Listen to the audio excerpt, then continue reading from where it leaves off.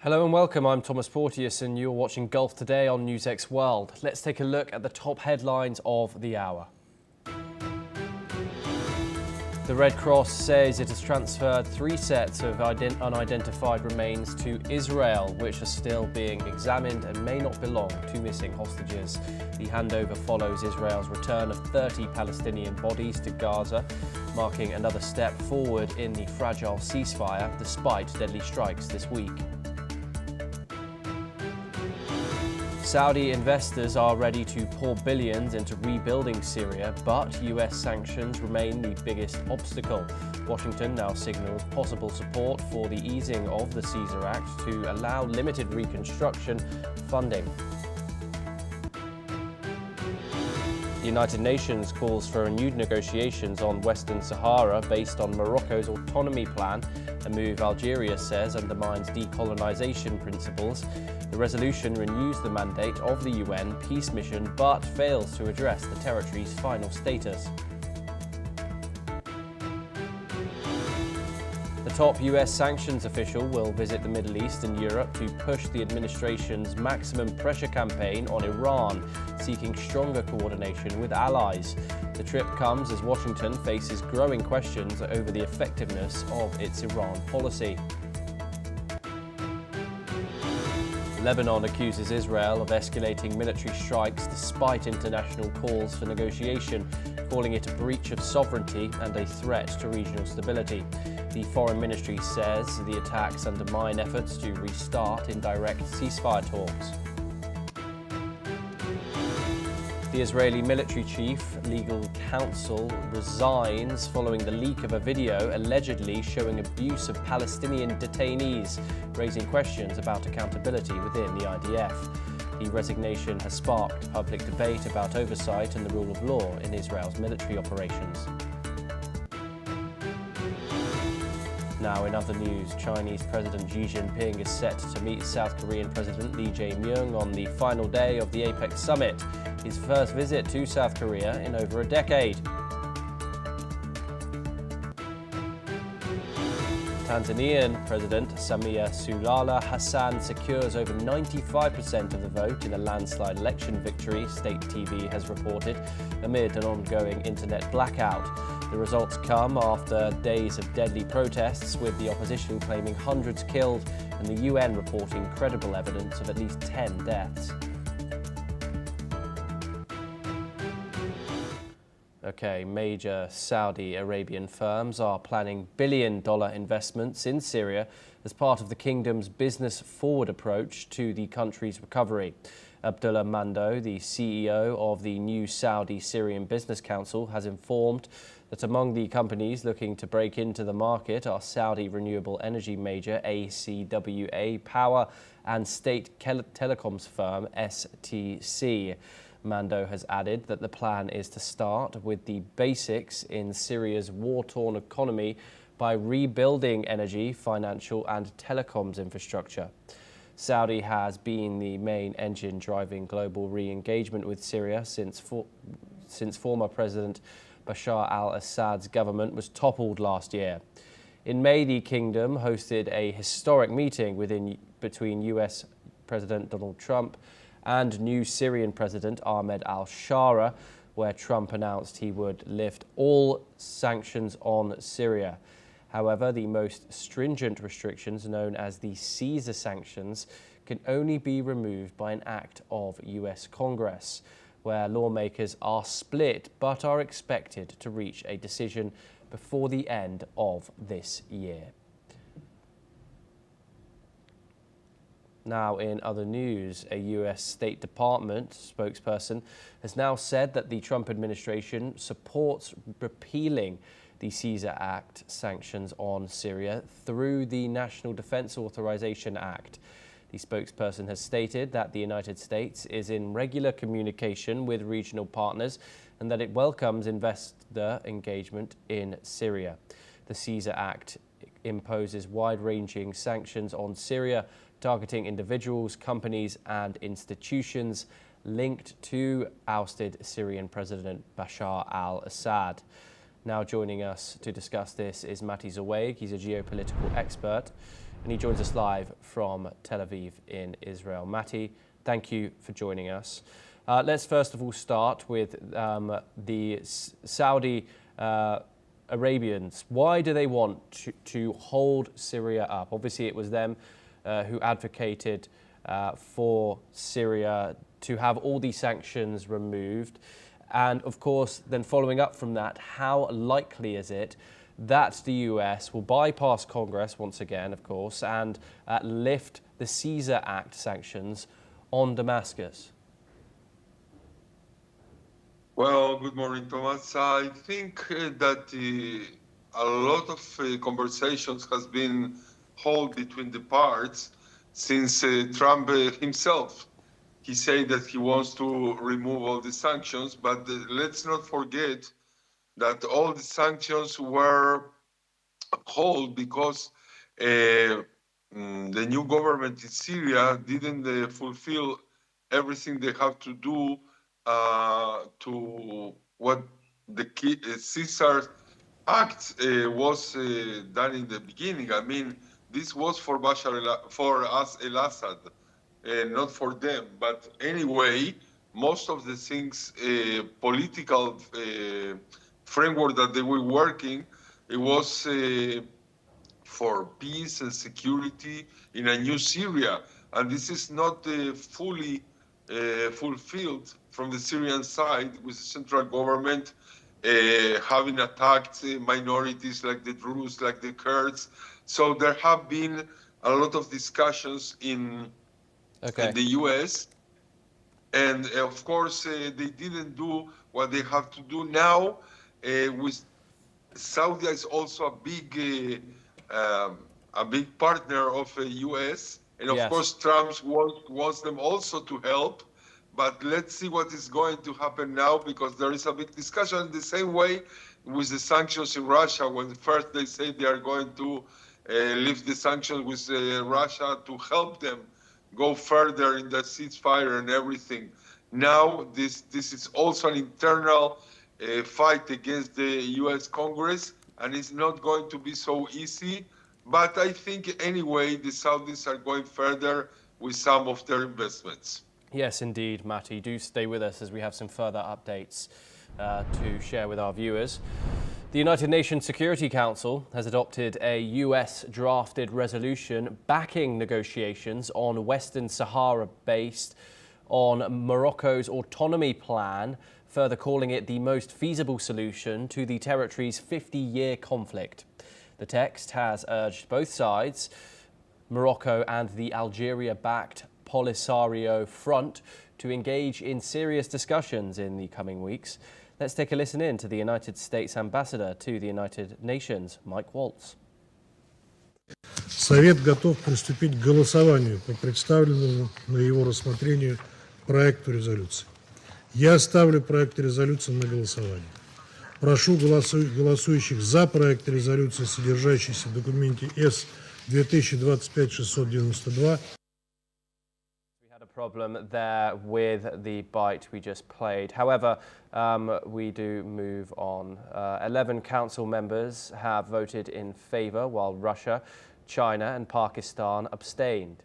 Algeria has refused to participate, saying their resolution fails to uphold decolonisation principles and ignores the Polisario Front's position. Let's take a listen in to Amar Ben Jama, the permanent representative of Algeria to the United Nations.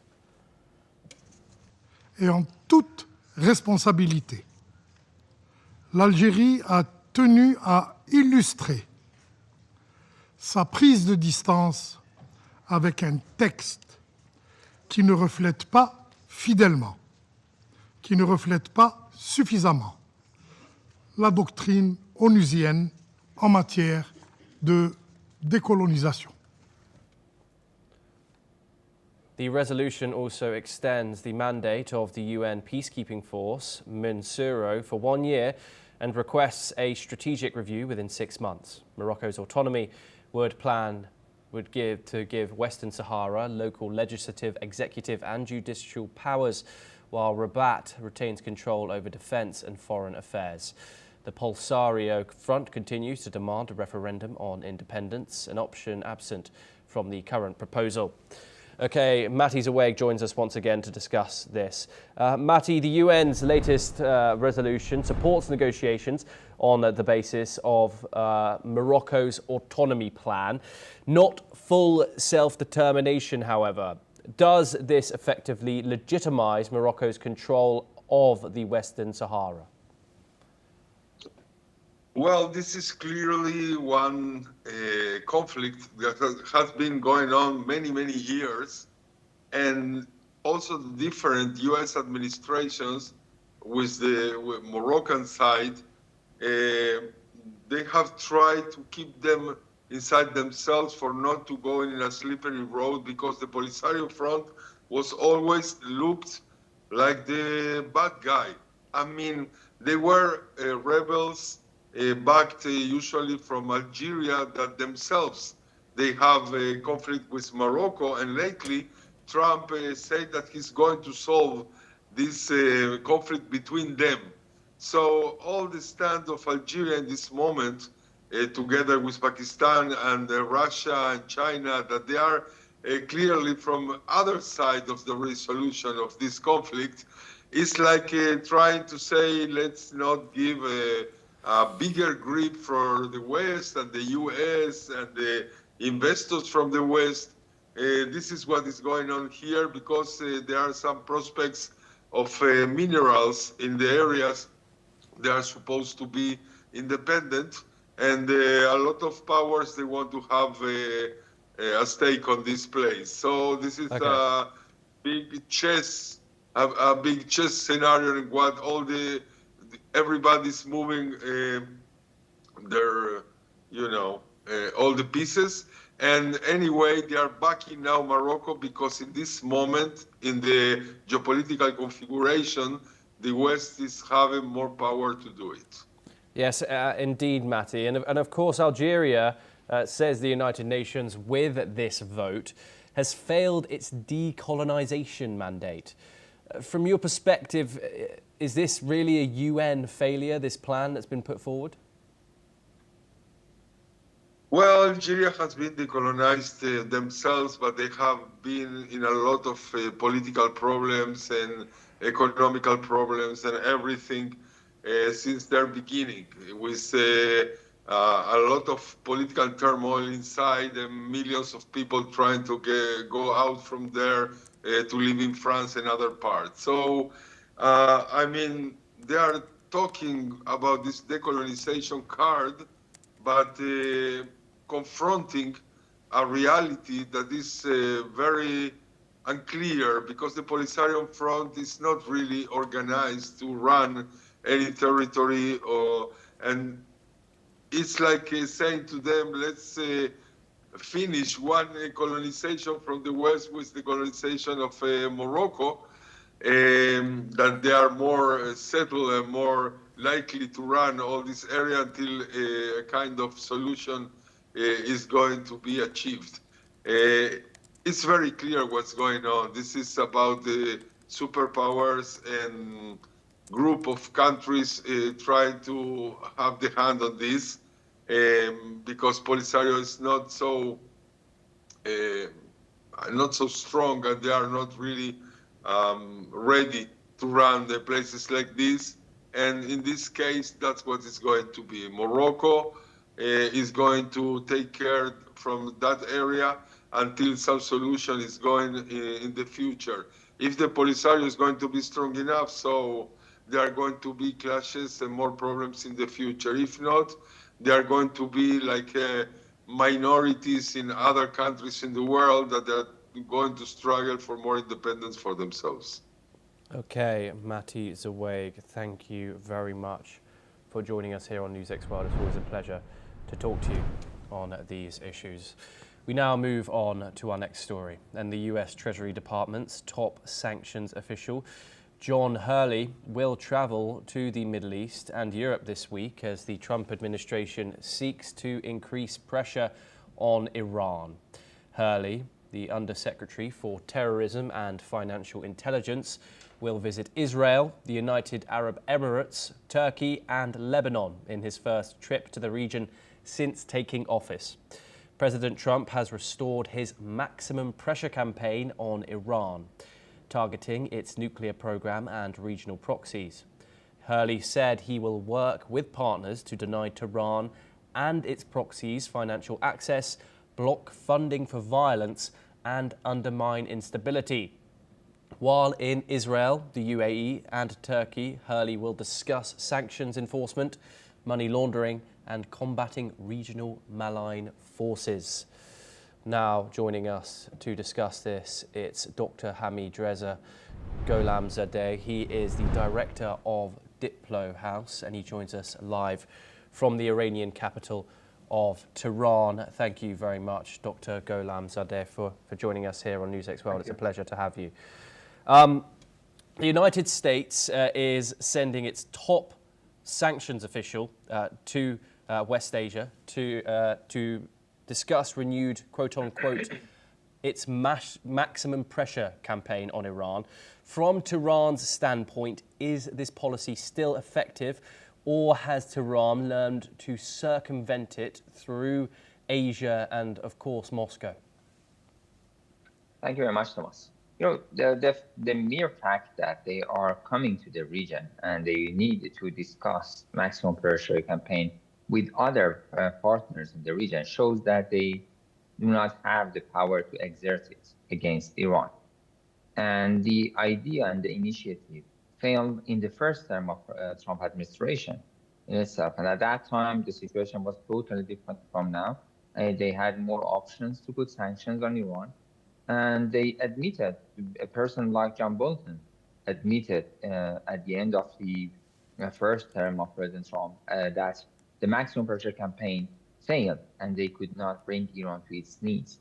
So right now, after many years, they have no other options and there is no real impact, we can say, because whatever they want to do against Iran, they have already done.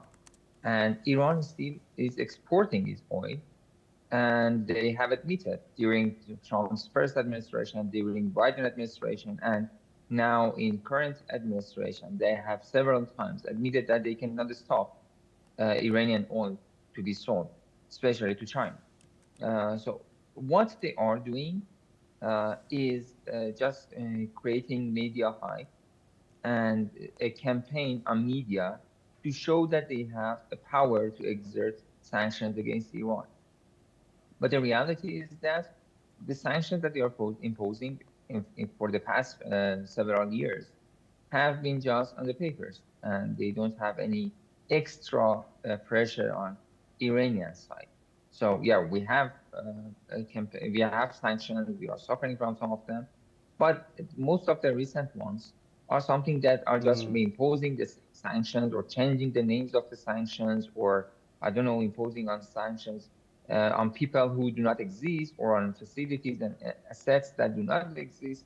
So it's more a political campaign rather than some economic, real on-the-ground actions against the Iranian economy.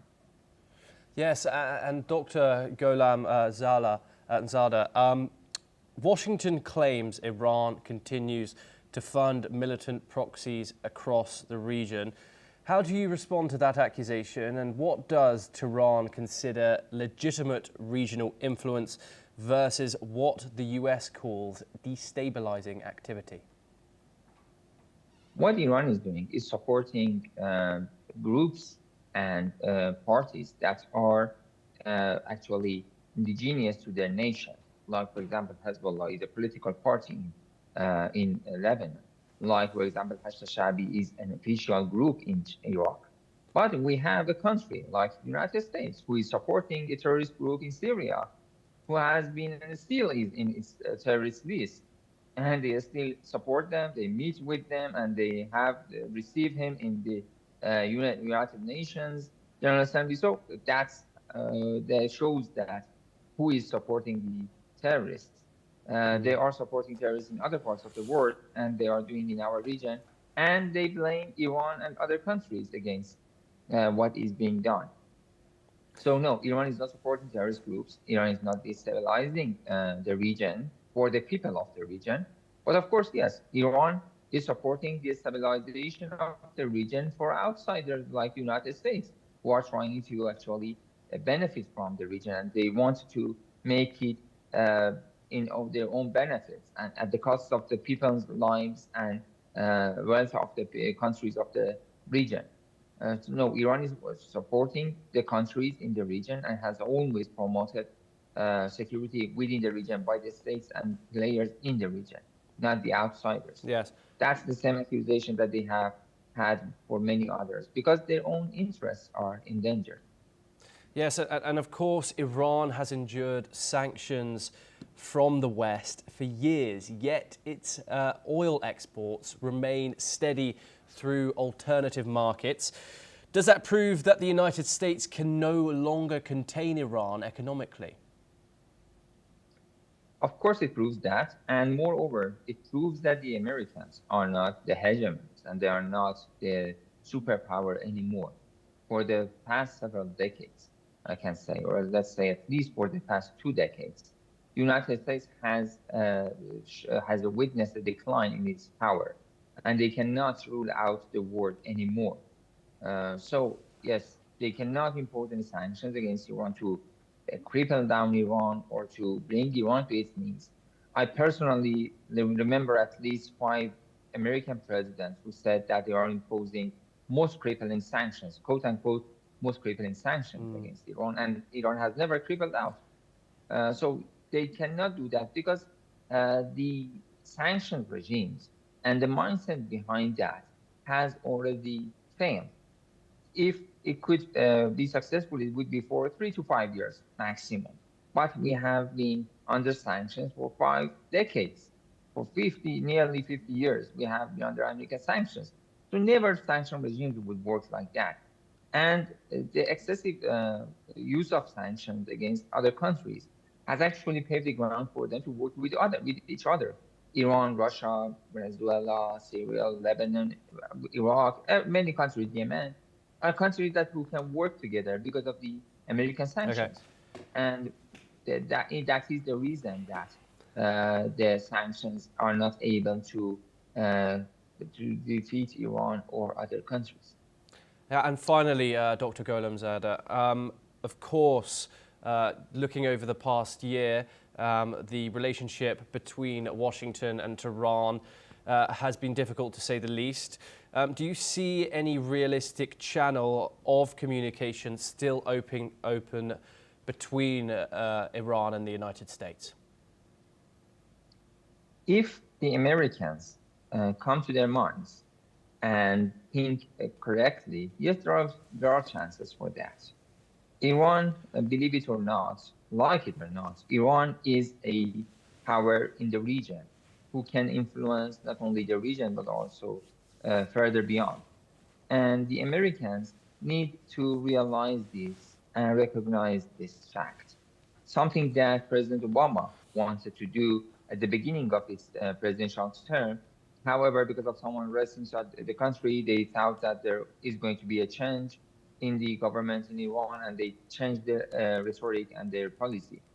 But the reality is that if they understand and realize and recognize that Iran is a stable country and is an important player in the region, they can work with Iran, not play with Iran. They cannot dictate anything to Iran.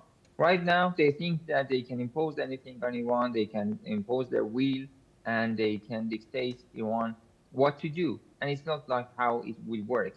Iran has learned to survive in this volatile region for the past 5 decades. And this region is always engulfed with attacks, wars, insecurity, instability.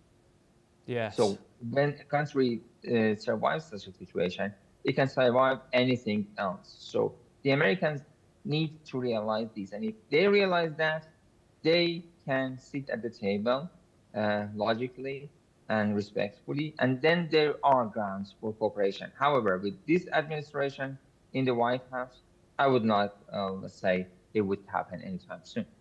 Okay, Dr. Hamidreza Gholamzadeh, thank you very much for taking the time and joining us here on the program.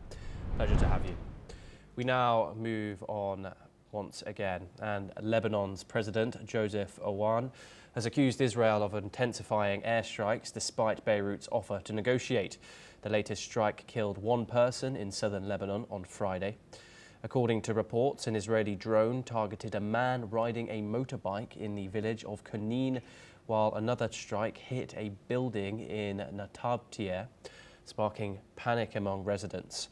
Israel claimed it had eliminated a Hezbollah operative working to restore the group's infrastructure in the south.